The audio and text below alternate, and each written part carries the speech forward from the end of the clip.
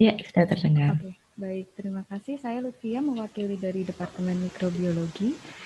Ini saya menjabarkan tentang penelitian yang ada di Departemen Mikrobiologi. Secara umum, cakupannya adalah mengenai penyakit infeksi, tapi bukan hanya dari agennya saja.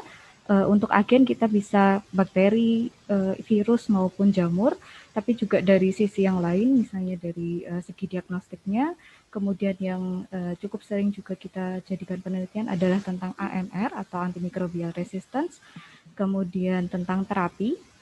Terapi di sini mungkin lebih ke outcome dari pemberian antibiotik, ini juga bisa terkait dengan AMR dari profil pasiennya, kemudian pengembangan vaksin, kemudian juga tentang IPC atau Infection Prevention and Control. Ini biasanya bekerja sama dengan departemen atau KSM yang ada di rumah sakit karena seringkali ini yang dijadikan indikator adalah infeksi yang terkait rumah sakit atau healthcare associated infections. Kemudian untuk penelitian yang sedang dan akan dilakukan dalam kurun waktu 2020-2021, dua yang topik yang paling sering dilakukan adalah tentang COVID-19 ataupun SARS-CoV-2-nya, meliputi diagnostik, kemudian koinfeksi dari kejadian infeksi COVID dengan agen yang lain, baik bakteri, jamur maupun virus, kemudian pengembangan vaksin juga. Kemudian untuk antimicrobial resistance, topik yang mungkin masih hangat adalah biofilm dan antibiofilm, kemudian deteksi gen resisten, dan masih banyak lagi. Kemudian ini adalah daftar penelitian yang dilakukan di departemen dari kurun waktu 2020 sampai 2021. Secara umum untuk 2020 didominasi oleh COVID-19, mulai dari pengembangan vaksin terutama, baik yang berbasis protein rekombinan maupun yang multiple epitope protein rekombinan, kemudian serosurveillance juga pada populasi, kemudian sequence gen dari pengkode protein S SARS-CoV. Secara umum ini sebagian besar adalah tentang COVID-19. Kemudian yang saya berikan highlight kuning ini adalah penelitian yang internal departemen. Jadi sisanya ada penelitian yang kolaboratif dengan departemen lain.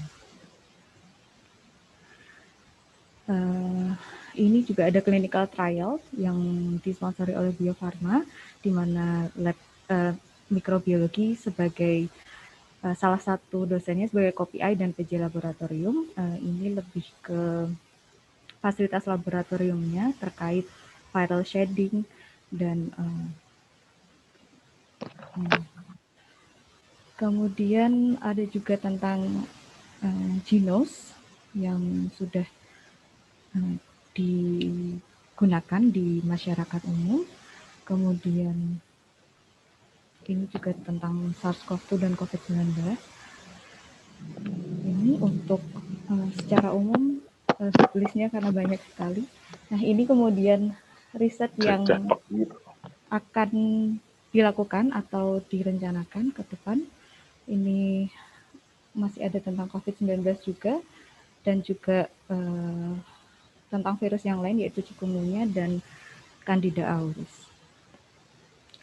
Kemudian secara umum tantangan yang dihadapi dalam penelitian itu lebih ke fasilitas lab, tidak semuanya ada, kemudian keterbatasan bioinformaticians, kemudian funding, kemudian waktunya juga terbatas dengan project yang sekalian juga banyak. Dan situasi pandemik pada penelitian tertentu, contohnya yang clinical trial itu sangat mempengaruhi karena pasien berkurang untuk kunjungan ke puskesmas. Itu mungkin secara umum gambaran penelitian di Departemen Mikrobiologi, Dr. Egi.